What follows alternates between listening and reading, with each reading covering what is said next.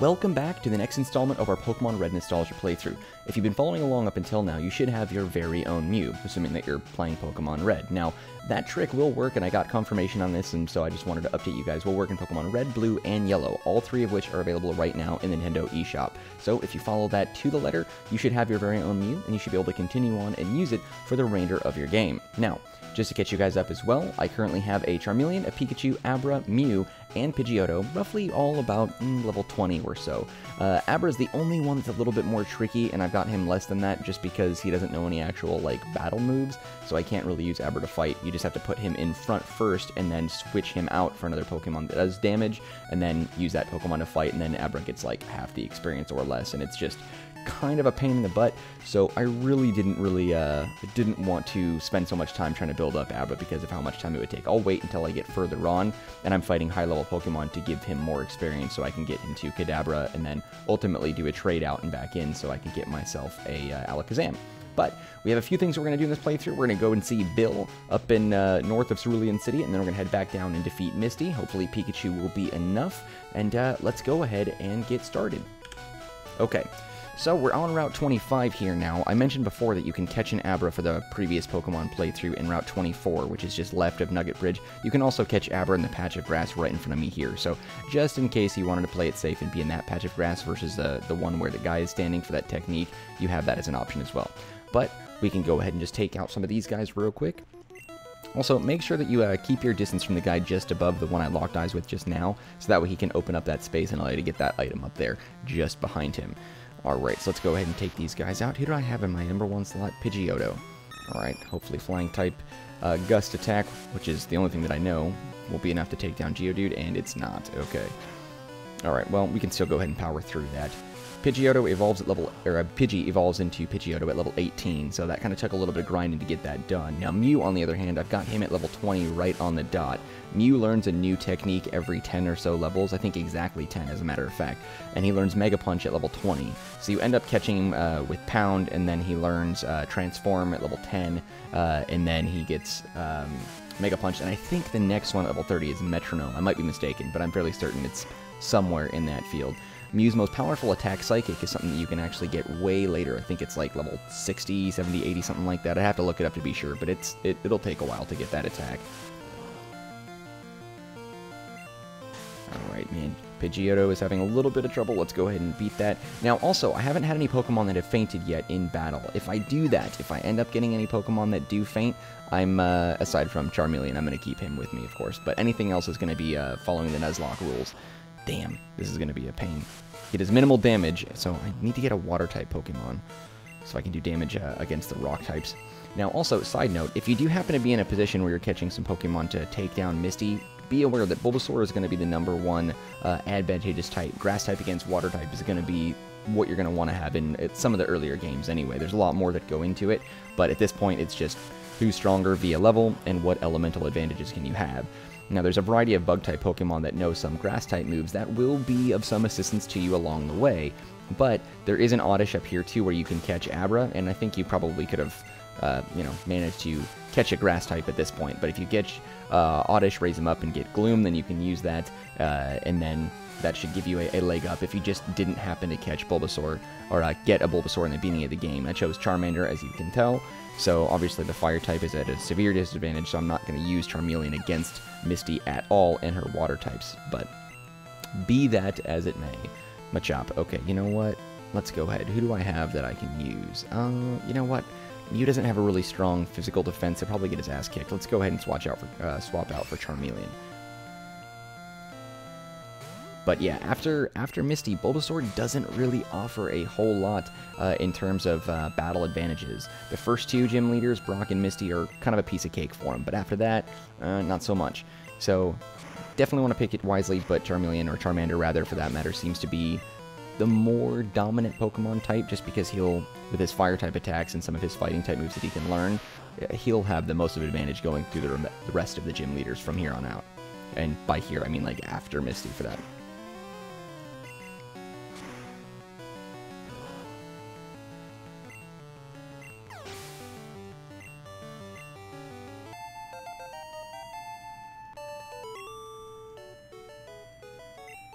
Alright, now haven't gotten the HM for cut yet, so you want to make sure that this guy right here, to get that item, he walks towards you. So that way, he opens up that spot and allows you to go right through and pick up that item. I don't remember what it is, but we'll figure that out here in a moment. Nidorana, Nidorinas? Oh, Rattata. Okay.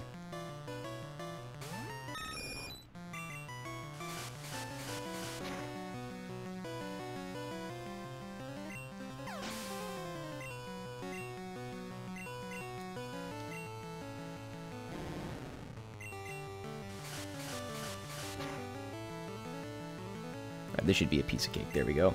Simple enough. Beat this kid up, take his money, and there you go. Alright, let's head up on over here, get this item. I don't even know if it's worthy. What is it? Actually, it's a TM. Earlier games didn't have enough memory to let you know exactly what TMs were, but they go in order in your inventory, so we can go right into here and take a look. What is this one? Seismic Toss. That's a pretty good fighting move, but we're not going to use that for now. You know what? Just for the sake of the remainder of this little journey up here, let's go ahead and teleport back to the Pokemon Center. Let's heal up just a bit. I want to play it safe, and I don't want to waste all my potions that I have on me. So we can just swing back here and then make our way right back up. Now remember, if you did go through that the step-by-step walkthrough that I provided on how to catch Mew, that guy in Route 24, the one that you have to press start and get out of his vision before you guys lock into an actual battle, he still is ready and available to fight. So you can use him for, I mean, honestly, as many times as you want to. So it's a really helpful technique if you want to catch more than one Mew, if you're doing a Nuzlocke, or if you have a desire to have a full army of Mew. That's really up to you. You can totally do it. Mew can learn any technique, so any TM that you have available, Mew can learn, which means he can learn Fly and all the HMs, and he can use, you know, you can have an elemental Mew for each type if you wanted. You can have an Arc type Mew for like thunder attacks or whatever. You could have a flame type Mew if you wanted to, a water type Mew, whatever. Doesn't really matter. But if you just want to use that technique to catch a variety of Pokemon like some of the other starters, you could do that too. Alright, let's just walk right past that fool. Alright, we gotta fight this lady. Let's see, who do we have? We're fine. Okay. Alright, and then Bill should be right inside that, right above that garden, and then we can talk to him and help him get back to normal. If you remember that, transform himself into a Pokemon. Alright.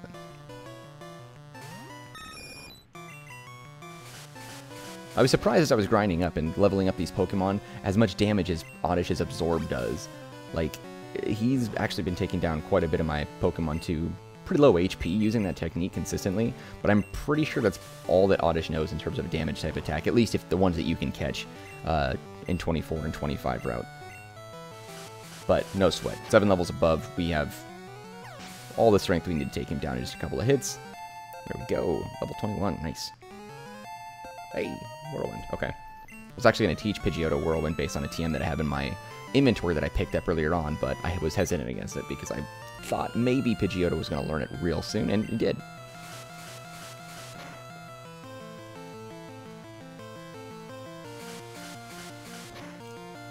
Wrap this battle up, and hopefully we can get right down to taking down Misty. Now, I'm hoping that we can take her down really quickly.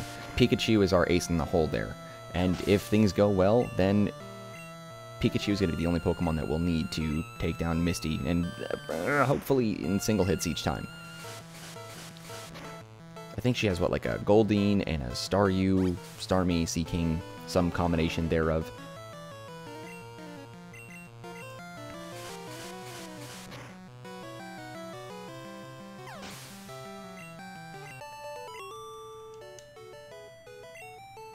Alright, let's just move on right over here. Alright, there we go. Bill lives here in the Sea Cottage. Alright, yep. I always wondered what kind of Pokemon that he turned into. Hiya, I'm a Pokemon. No, I'm not. Call me Bill. I'm a true Bill Pokemon. Hey, was it that skeptical look? I'm not joshing you. I screwed up an experiment and got combined with a Pokemon. So how about it? Help me out here. Yeah, sure. When I'm in the teleporter, go to my PC and run the cell separation system. Okay. I think in later games it was a guy stuck in a suit, or maybe that was the anime. I don't remember, but I feel like this is the only game where Bill's trapped in a physical form of a Pokemon.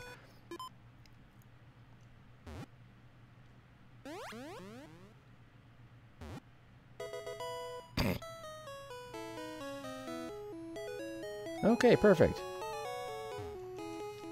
Yeah, thanks, bud. I owe you one. So, did you come to see my Pokemon collection? You didn't? That's a bummer. I've got to thank you. Oh, here. Maybe this'll do. Sweet.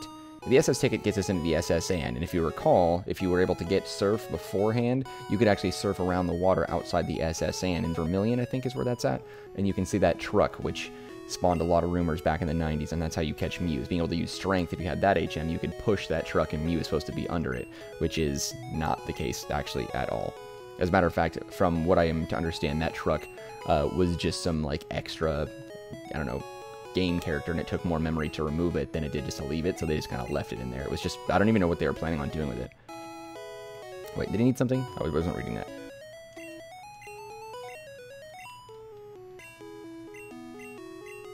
Okay. Alright, so we can just go ahead and just teleport back, and let's go ahead and take on Misty real quick and just beat her into the ground.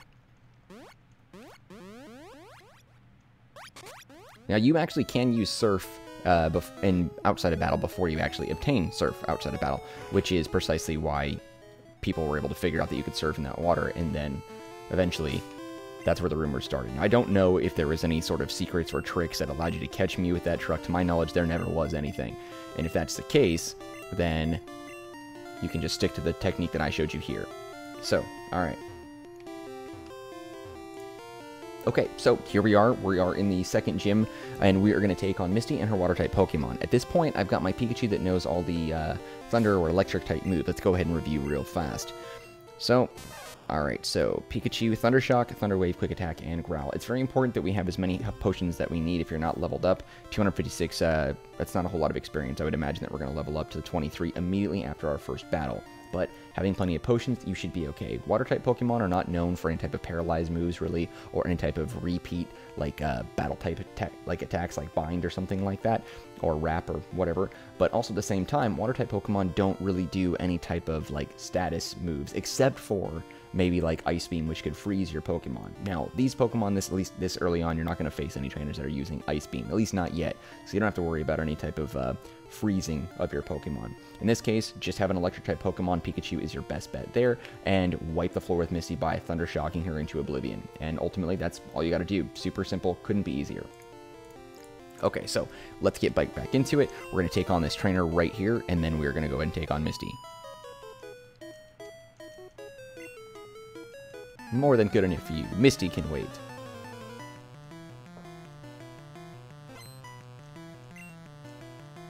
Goldeen. At level 19. Okay, well, level 22 is not a super high advantage. We'll definitely have the speed stats will put us high above the rest, that's for sure. But, so we'll be able to attack first each and every time. But it might be smart if you're not leveled up adequately to use paralyzed attacks in Thunder Wave to try and, you know, stifle the ability of Misty being able to attack and do damage if she does happen to survive a first Thunder Shock or something like that. But we're going to go ahead and give it a shot. Just to be safe, I'm going to go ahead and save it right here, as you do. Now, fingers crossed I don't actually lose any Pokemon here. I do not want to lose Pikachu in this matter. Otherwise, I'm going to have to catch another one and raise it up before the next video, and that's going to be a real pain in the ass. But let's go ahead and do it. My policy is an all-out offensive with Water-type Pokemon. Well, then that means you have a weak defense. I'll be able to stomp you. Let's do it. Misty and that two-piece looking good. Oh, she only has two. Okay. Staryu. Level 18. Okay, so is it Starmie or Seeking that's next? I think it's Starmie. You know what? We should be alright.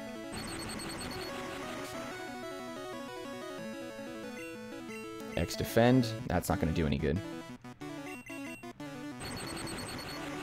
An evasive type move would have been smart, but doesn't matter. There we go.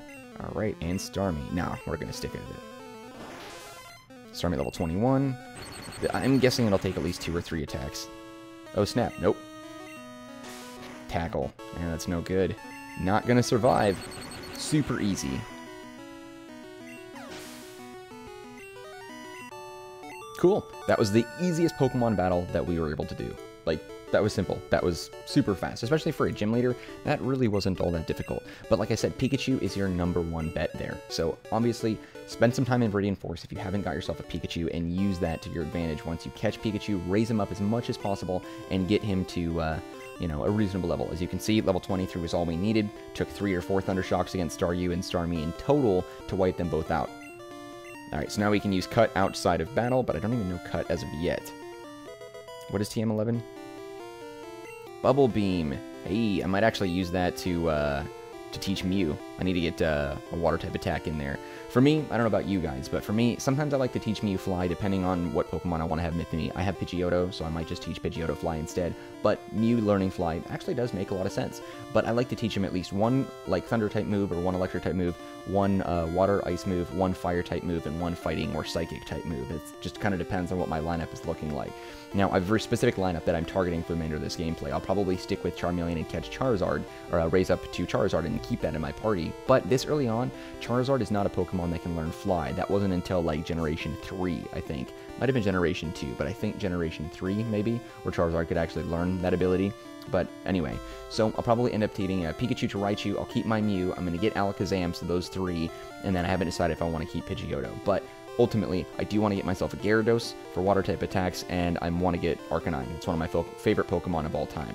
So, you can get, I think, Ninetales in Pokemon Blue, I think, and Arcanine in Pokemon Red. I'm fairly sure that's the trade-off between the two versions.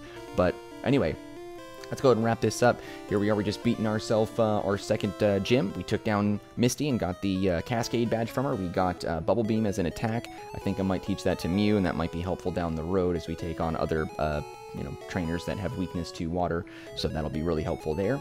But I thank you guys for sticking around as much as you have. There's going to be plenty more Pokemon playthroughs. We're going to finish out this game, obviously, and then we're going to move on to other Pokemon projects and what have you. But like I said, thank you for sticking around with me as I shift gears in my channel and switching around different types. But I think I finally found my calling. Pokemon is where my passion's at. I really dig it, so if you guys do as well, be sure to drop a like down below or some comments if you have any, and keep watching my videos, because that lets me know that I'm, doing something that's, something you like. But anyway, thank you guys for checking it out. Much appreciated. I'll see you guys next time when we continue our Pokemon Red Nostalgia playthrough. Take it easy, guys.